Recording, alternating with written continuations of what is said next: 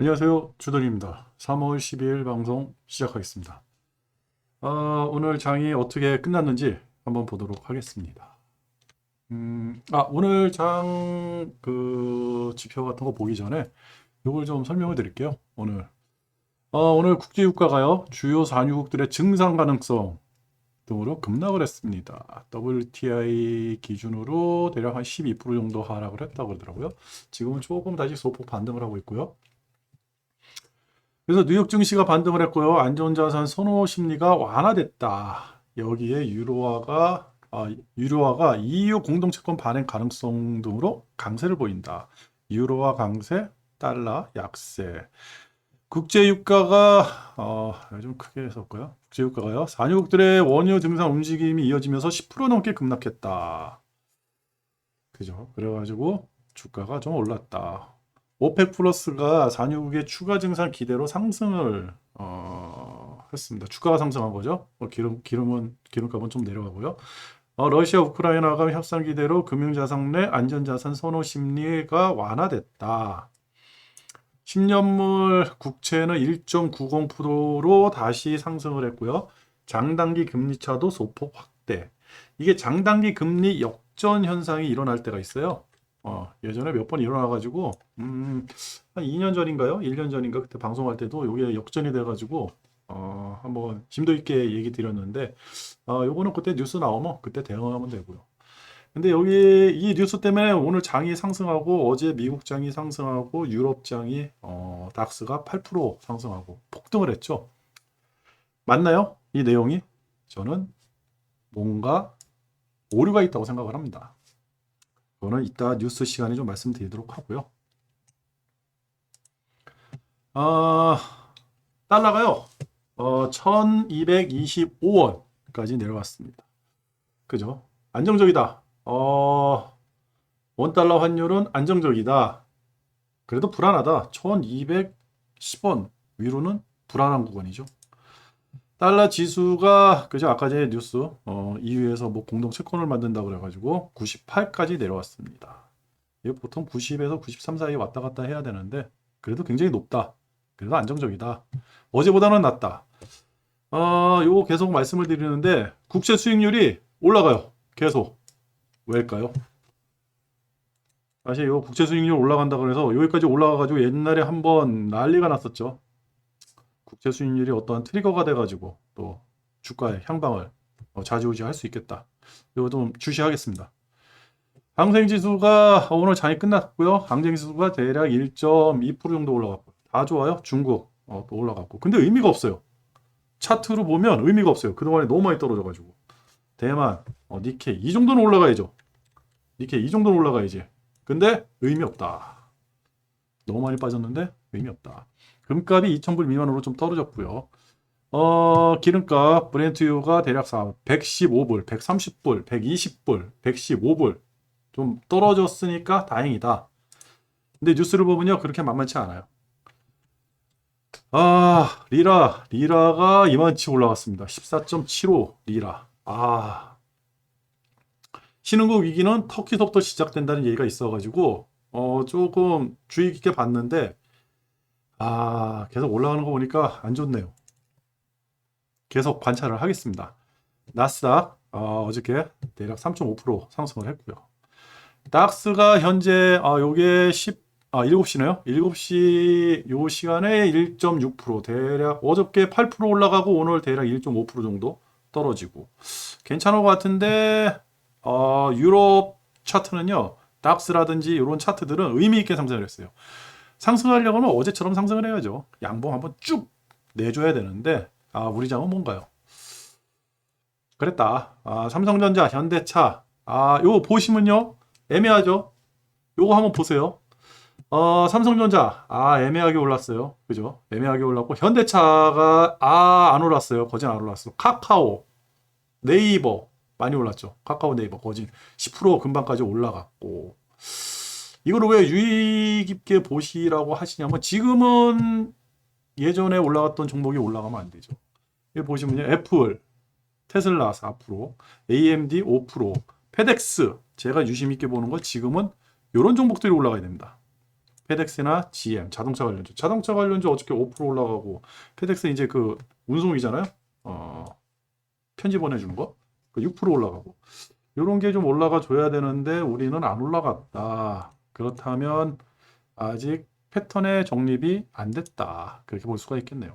비트코인 다시 올라가는 듯 하다가 떨어지죠. 어저께 뭐 여러 가지 기사가 있었어요. 예전에 그 로버트 기요사키인가요? 그 사람? 뭐 부자 아빠 가난한 아빠인가? 무슨 책을 썼었죠. 그것 때문에 유명해지고 부동산 투자로 돈도 많이 벌고 그 사람이 비트코인을 옹호를 하다가 갑자기 악담을 퍼부으면서 자기는 비트코인을 다 팔았다라고 하는 기사가 나왔는데 그게 바이든 발 기사였거든요. 그거 이따가 확인 좀 해보고 어제 그 기사 나오고 나서 5,000불 사실 비트코인 하시는 분들은 대략 한 51선 51선이 이게 황금선이라 그래가지고 하는데 51선이 대략 한 이렇게 걸쳤더라고요. 요렇게인가요? 요 정도로 걸쳤나? 요 정도 되겠네요. 그래가지고 요 51선이 넘어와가지고 좀 투자를 해볼까 고민을 했는데 좀 기다려봤습니다. 왜냐하면 바이든이 얘기한 게 가령 호재인가 악재인가 고민을 했어요. 제 생각에 악재 같았거든요. 근데 웬걸요? 다시 빠지죠. 글쎄요. 비트코인은 어렵다. 상해 그죠? 모양새가 의미가 없죠. 오늘 많이 올랐는데 의미가 없다. 1.2% 상승하고 나스닥. 요거는 뭐 좀 자세하게 봐야 되는데 나스닥도 그죠? 이게 뭐 어떠한 의미를 찾을 수 있을까요? 뭐 저항선 1차 저항선 뭐 한 이 정도 잡아 놓는다 그러면 그죠? 2차 저항선 이 정도 잡고 바닥이 어딜까요? 뭐 한 이쯤 잡았겠죠. 오늘 올라갔다 조정받고 올라간다 쭉 가다 떨어진다 다시 꼬꾸라져서 반등한다 그냥 꼬꾸라져 내려간다 그죠? 여러 가지 안이 있겠죠. 뭐가 맞을까요? 스마트폰으로 보시는 분들은 작아가지고 안 보일 텐데 감안하세요. 그냥 저항선에 죄다 걸렸다. 그래서 주도는요 지금 아직까지도 오늘 좀 단타로 레버리지를 투자를 해볼까 했다가 말았습니다. 오늘 선물 옵션 만기가 있어가지고 막판에 좀 장이 움직일 줄 알았더니 안 움직였어요. 어느 한쪽으로라도 움직였으면 좀 투자를 해보려고 했는데 한번 쉬고 왜냐면 오늘 저녁에 CPI 지수가 있고 다음 주에 FOMC가 있고 아까 전에 그 지표가 있었죠. 그 미국 10년물 국채가 1.9까지 올라가고 글쎄요. 박스에 갇혀 있는 느낌. S&P 500도 그죠. 박스에 갇혀 있는 느낌. 1차 저항, 뭐 2차 저항 이 정도 잡아주고요. 그죠. 올라갔다 내려올까. 뚫고 올라갈까. 뚫고 올라갈까. 그죠. 뭐 내일 떨어질 수도 있고. 지금 투자하는 건 의미가 없다. 그렇죠. 이 정도 많이 내려왔어요. 솔직히 이렇게 많이 쭉 내려왔으니까 이게 뭐 전문 용어로 많은 사람들이 오늘 데드캣 바운스였다. 어제 독일 유럽장은 데드캣 바운스였다. 그죠? 죽은 고양이처럼 많이 떨어지니까 많이 올라갔다라고 하는데 글쎄 오늘도 양봉을 쭉 이렇게 만들어주고 적산병만 이렇게 만들어준다 그러면 전쟁이 끝나야겠죠. 전쟁이 끝나면 이런 식으로 나올 겁니다. 근데 이렇게 나오기 전에는 이것도 박스권이죠. 만약에 쉽게 해가지고 여기 저항인 밑에 바닥이 형성이 됐다 그러고 요게 쭉 내려왔다. 그러면 뭐 이게 8% 올라왔으니까 이게 고점이 돼버리겠지. 그럼 여기서 박스가 형성이 될까요? 그럼 수렴 구간이 나올까요? 글쎄요. 어렵다. 그래서 우리는 뉴스를 봐야 된다. 뉴스에 오늘 재미난 것들이 많이 있고 중국의 역할이 또 대두되는 그런 하루였고 윤석열 씨가 대통령으로 당선이 되면서 앞으로 주식은 어떻게 돼야 될지 저도 그래가지고 오늘 개별주를 2개를 담았습니다. ETF 하나 담고 개별주 하나 담고 대통령이 바뀌면 뭐 처음에는 열심히 하더라고요. 그래가지고 좀 살짝 담가봤습니다. 담근 거는요 나중에 돈 벌면 그때 말씀드리도록 할게요. 러시아, 이란, 미국하고 이란하고 핵협상을 하고 있죠. 요 기사예요. 러시아가 이란 핵협상에 목리를 부리고 있다. 마지막 단계에서 합의 결론 못 낸다. 그죠? 그래서 베네수엘라하고 미국하고 굉장히 이 친밀하게 변했다. 이란에서 어떤 해협상을 잘해가지고 이란산 원유를 좀 끌어내려고 하는데 미국의 계획인데 러시아가 어떤 트집을 잡는다. 근데 미국에서는 뭐 별거 아니다. 러시아는 이란하고 어떠한 거래가 없다라고 하는데 글쎄요. 일단은 이런 기사가 나왔고요. 우크라이나 사태 때문에 미국하고 베네수엘라 때 아닌 훈풍. 2017년에 체포된 미국 정예회사 임원 2명을요 베네수엘라에서 풀어줬습니다.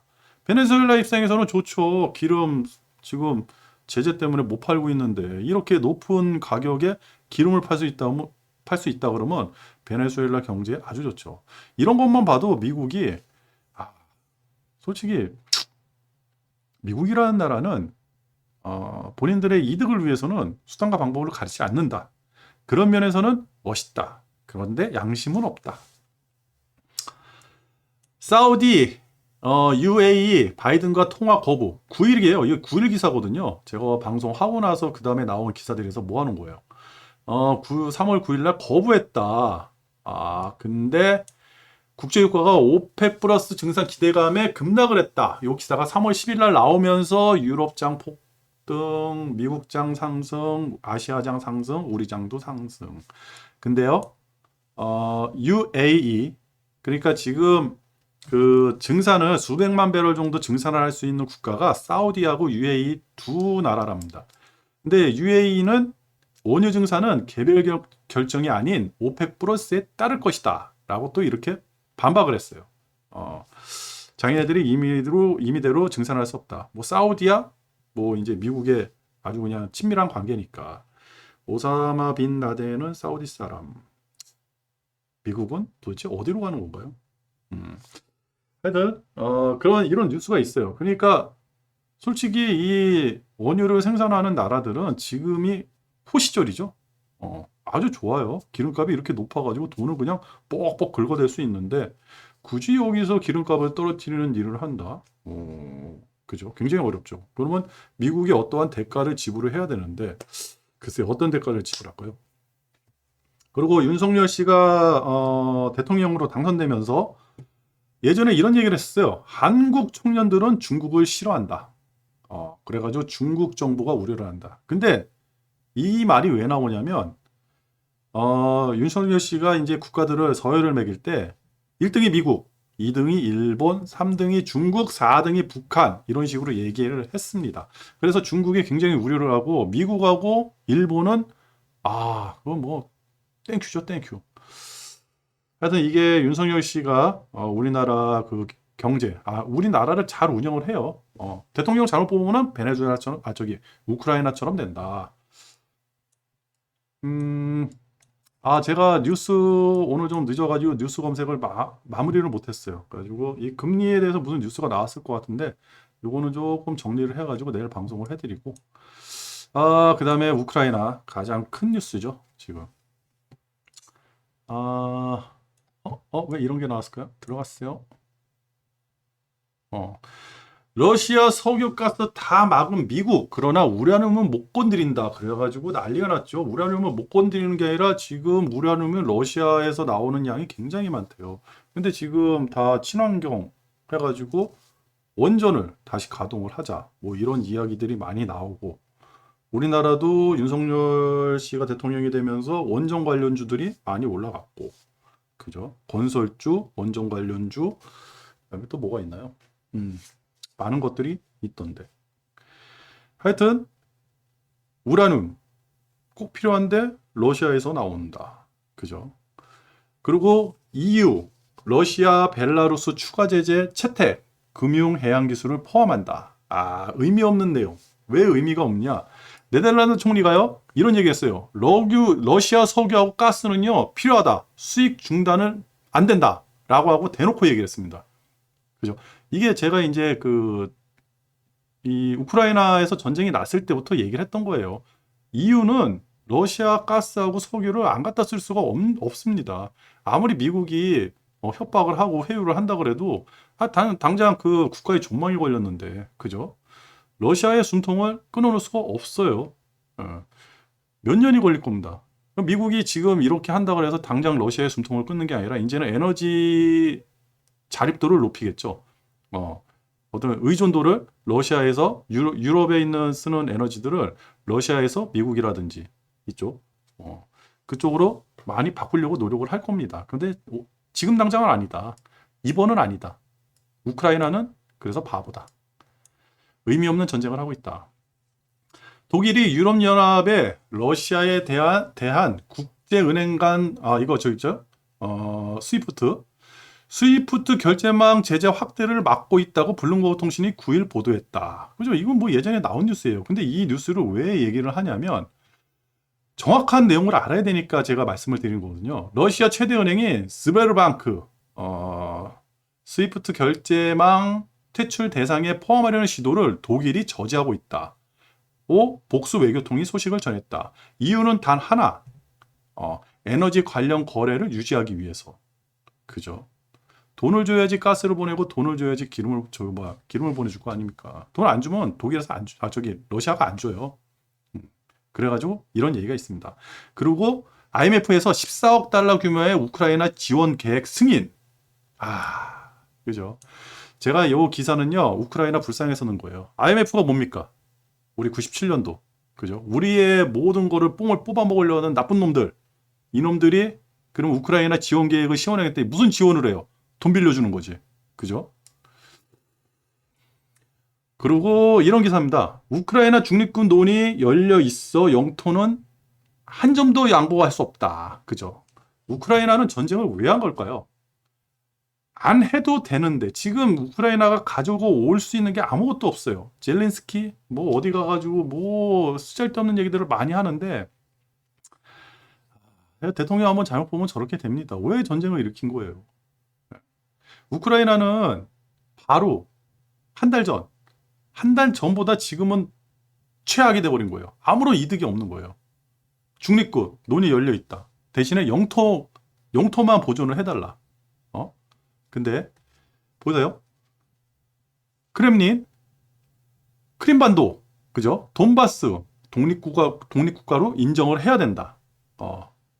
러시아는 일단은 병력을 들여보내가지고 모든 거점을 장악을 했습니다. 그러면 뭔가를 얻어 나와야죠. 어제 그런 얘기가 있었잖아요. 우크라이나가 이기면, 푸틴이 추출당할 거고, 러시아가 이기면 우크라이나는 사라질 것이다. 그죠? 누구를 위한 전쟁인가? 출구 전략 모색하나 계속되는 러시아 우크라이나 대화 3차례 협상 이어져 터키서 외무장관 회동, 중국, 독일, 프랑스 모든 협상 전폭 지지, 우크라 나토 가입 포기, 영토 문제 논의 시사, 대화 모멘텀 유지. 그죠? 다 나왔잖아요. 나토 가입 포기. 그죠? 중립국. 영토만 살려달라. 그러나 땅을 달라. 나토 가입은 이제 포기가 된 거예요. 요거는 포기한다고 얘기를 했어요. 나토에서 가입을 안 시켜준다 그랬어요. 중립국 우크라이나에서 선택을 한 겁니다. 2개는 됐어요. 요거 2개예요. 땅을 줄 건지 말 건지. 그러면 요거를 줘야지 러시아 철군. 그죠? 철군이 일어나죠. 철군. 안 주겠습니까? 줍니다. 이거 하나 남은 거예요. 예. 땅 문제. 얼마나 비참합니까? 국토는 초토화, 폐허가 돼버리고, 그러면 미국이라든지 EU가 우크라이나에 뭘 해줄 수 있을까요? 중립국인데. IMF는 돈 꺼주고 자원을 다 가져가려고 그러고. 그리고 어제 이런 기사가 있죠. 중국, 프랑스, 독일 화상회의를 했다. 이게 뭐냐면 프랑스하고 독일, 미국은 전쟁을 계속 지리하게 끌고 싶어 해요. 왜 그러냐면 지금 미국 내에서 그 바이든 지지율도 많이 올라가고 그다음에 그 유튜브라든지 이런 데 해가지고 무슨 뭐 자유수호 뭐 전쟁 같은 이런 말도 안 되는 이런 어떠한 밈이라 그래야 되는지 하여튼 좀 그러지 않아요? 무슨 뭐 히어로가 나왔고 이 땅을 지켜야 되고 뭐 러시아는 무조건 이 지구상에서 없애버려야 되고 푸틴은 어 뭐 그냥 말도 안 되는 그 아니 국가와 국가 간의 전쟁이 났는데 그런 말도 안 되는 일들이 일어나고 있어요. 그러면 그 미국의 그 하원이라든지 상원의원들 공화당 의원들 그러면 그거에 동참 안 할 수가 있나요? 표를 먹고 사는 사람들인데 공화당 의원들이 죄다 또 이제 우크라이나 쪽으로 붙은 거예요. 잘한다, 잘한다. 예전에 안 그랬거든요. 우크라이나하고 미국하고 옛날에 그런 썸씽이 있었잖아요. 트럼프 대통령 때 바이든 부자 우크라이나 뭐 석유 기업에 무슨 뭐 특혜인가? 하여튼 뭐 이렇게 거래가 있었다 그래가지고 그때 당시 트럼프가 젤린스키한테 이거 좀 조사해 달라고 얘기를 했는데 젤린스키가 거부를 했잖아요. 그래가지고 공화당하고 사이가 안 좋거든요. 근데 이제 공화당 의원들이 젤린스키 잘한다 잘한다 그러고 있는 거예요. 젤린스키는 바보, 우크라이나 초토화, 우크라이나 마음이 아픕니다. 그래서 프랑스하고 독일이 빨리 끝내고 싶어요. 미국은 좀 천천히 해도 상관이 없다. 근데 프랑스하고 독일, EU는 빨리 끝내고 싶어요. 왜? 에너지가 걸려 있으니까. 그래서 중국한테 도와달라고 얘기를 합니다. 그 중국은 어떤 입장이냐? 그게 또 기사가 나왔더라고요. 우크라이나 중국의 역할 여기 최설아 애널리스트가 쓰신 거예요. 여기 보면요, 우크라이나 사태의 중국 중재 역할에 대한 국제사회의 압박이 시작됐다. 중국의 태도에 미묘한 변화가 발생했다. 단기적으로 G2 국가로서 중재 노력 가능성이 상승하고 있다. 근데 잘못했다가는 미중 갈등의 재점화가 우려되니까 모니터링을 꼭 해야 된다. 중국의 중재 역할을 요구하는 국제사회 압박이 커지고 있습니다. 과연 중국이 중재를 할 수 있을지, 그리고 EU 외교안보 정책 고위 대표와 뭐 누구하고 왕이 외교부장하고 통화를 했답니다. 우크라이나도 중국에 직접적으로 중재 역할을 요청했답니다. 우크라이나도. 그죠? 이런 게 중요한 거예요. 얘도 해. 아까 전에 그 어디야? 프랑스하고 러시아도 해달라 그래. EU도 해달라 그래. 얘도 해달라 그래. EU도 해달라 그래. 전쟁의 승리가 목표가 아니에요. 지금 이 사람들은 출구예요. 여지까지 러시아, 푸틴 막 욕을 하고 쟤네들 뭐 기름 떨어졌다고 탱크 끌고 간다 이런 얘기하고 있었잖아요. 그게 아니라니까요. 아주 치밀한 전략에 의해서 러시아는 움직인 것 뿐이에요. 그 많은 사람들이 움직이다 보면 별 웃긴 상황도 다 있는데 그런 거나 유튜브로 찍어가지고 퍼날르고 말도 안 되는 기사들 쓰고 그죠? 정확히 알아야 됩니다. 지금. EU라든지 우크라이나도 중국에 좀 중재 역할을 해달라. 죽겠다. 푸틴 대통령한테 영향력을 행사할 수 있는 거는 시진핑뿐이다. 왜냐? 크림반도 그 사태 났을 때도요. 그 러시아 경제 제재 있을 때 중국이 가스를 사와가지고 러시아의 숨통이 좀 트였거든요. 이번에도 엄청난 양의 그 동계올림픽 때 중국 동계올림픽 때요. 러시아하고 엄청난 양의 가스하고 기름 장기 계약을 체결을 했어요. 러시아는 중국에다가 갖다 팔고 중국의 물자를 중국하고 교류만 해도 버틸 수 있다. 러시아는 이렇게 생각을 한 거예요.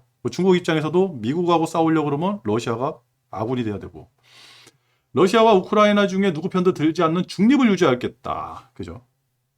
중국 입장에서는 우크라이나 동부 도네스크와 돈바스 지역이죠. 돈바스의 독립을 인정하지 않을 것이다. 이게 왜 그러냐? 뒤에 나옵니다. 요거 독립 인정 안 하겠다. 요거는 저기 러시아가 원하는 건데 요거는 싫다 그랬어요. 예전에 기사가 있었습니다. 제가 그때 말씀을 드렸고요.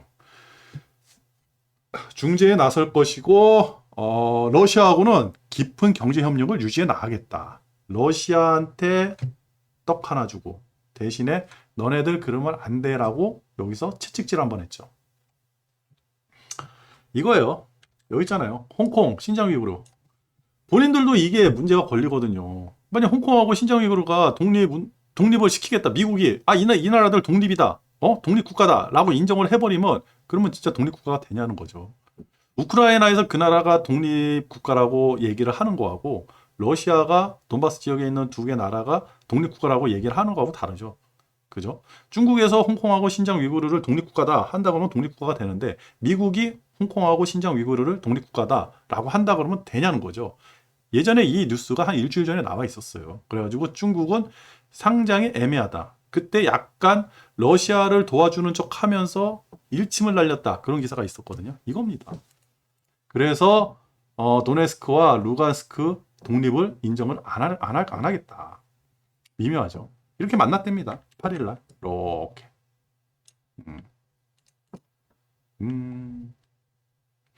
대신 러시아와 깊은 경제 협력을 이어갈 것이다. 그죠?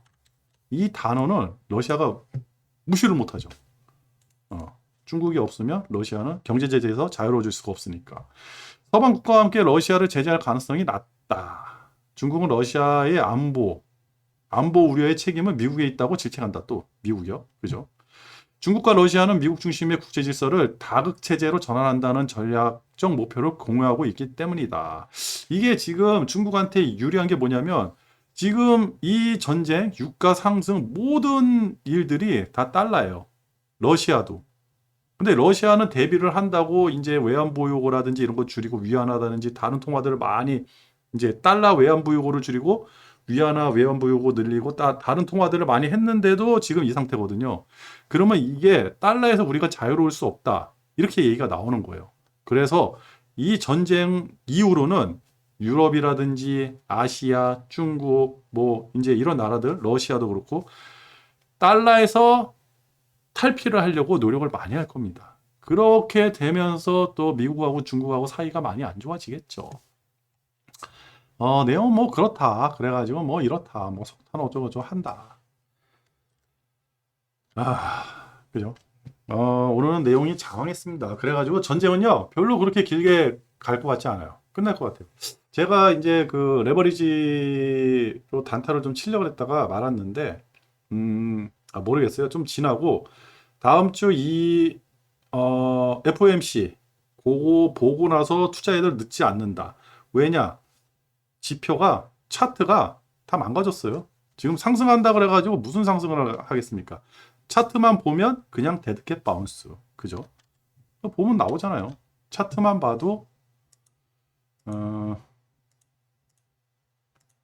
어디죠? 우리 차트 한번 볼까요? 우리 게 없네. 뭐 미국 거 보죠, 뭐. 우리 차트를 제가 캡처를 안 했네요. 우리 거를. 참나. 나스닥 가지고 할게요. 뭐 걔가 걔니까. 그러면 어느 선에서 투자를 하고 어느 선에서 투자를 멈춰야 될까요? 만약 이 상태에서 제가 레버리지를 투자를 했다. 그러면 상승의 무게를 둬야 되는데 기껏 해야지 뭐 1차 저항. 대략 한 이쯤 1차 저항 되겠네요. 1차 저항까지 올라가는 거 이거 얼마나 될까요? 한 10%? 올라갔다가 만약 떨어지면 그죠? 뚫고 올라가면 괜찮은데 그죠? 이럴 가능성은 좀 낮고 올라가더라도 떨어질 가능성이 많고 왜 그러냐면 내일 금요일 하루 있죠? 하루 그리고 오늘 저녁에 CPI 지수가 나오면서 또 장이 어떻게 변할지 모르고 내일 하루 있고 그 다음에 월요일 날 하루 있는데 월요일 날은 그 다음에 FOMC니까 과히 그렇게 상승을 할까요? 상승보다는 하락이 높겠죠. 오늘 CPI 지수가 뭐 희한하게 나와가지고 연준에서 야 이거 안 되겠다 0.5% 얘기만 나왔다 그러면 내일 또 빠질 텐데 그죠? 만약 내일 빠진다 그러면 여기서 놀겠죠? 그러면 이거는 강력한 저항선이 되겠죠. 얘는. 그죠? 굉장히 강력한 저항선이 되겠죠. 오늘 상승한 게 그나마 다행이에요. 여기 쭉쭉쭉 빠졌으면 뭐 한두 끝도 없죠. 닥스꼴 나는 겁니다. 니케이 꼴 나는 거고. 그나마 다행이다. 근데 해봤자 여기서만 이렇게 노는 건데 박스권에서 과연 지켜보고 투자해도 괜찮다. 그래서 주도는 조금 기다리고 했고요. 그리고 또 이슈가 하나 있습니다. 중국 오미크론 확산의 코로나19 800명대 2년 만에 최대. 근데 홍콩도 그렇고 중국도 그렇고 이상하게 오미크론 코로나 얘기들이 나오고 있습니다. 요거 조금 심각할 수도 있겠다. 왜 그러냐면 스위스인가요? 스위스가 그 마스크도 벗고 이제 하다가 갑자기 확진자가 많이 나왔다는 그런 기사도 있고요. 지금 풍토병을 만들어 가지고 출구 전략을 세워 가지고 자연스럽게 이제 팬데믹에서 엔데믹으로 넘어가야 되는데 조금 여러 가지로 이제 그 안 좋은 뉴스들이 나와 가지고 약간 색깔을 좀 진하게 만들었습니다. 그리고 비트코인 얘기죠. 비트코인. 조 바이든 미국 대통령이요. 재무부를 비롯한 정부기관의 디지털 달러 연구 개발에 착수하라고 지시에 나설 예정. 근데 행정명령을 하겠다는 기사가 또 한번 나왔습니다. 많은 분들이 투자를 했어요. 여기 보시면 빌 밀러라는 분은 자산의 50%를 투자했고요. 빌 고르스도 자산의 1, 2% 정도를 투자했다. 이런 기사도 있어요. 그리고 요게 또 가능한 얘기가 아까 전에 그 말씀을 드렸죠. 탈달러화, 기축통화에서 달러의 위상을 조금 축소를 시키려고 이제 국가들이 노력을 할 겁니다. 그때 어떠한 통화가 나올지 그래가지고 전자화폐 얘기가 나오는 게 아닌가 그렇게 생각을 해봅니다. 주도는요 일단은 그 고퍼스를 정리를 해놓은 상태를 계속 유지하고 있고요.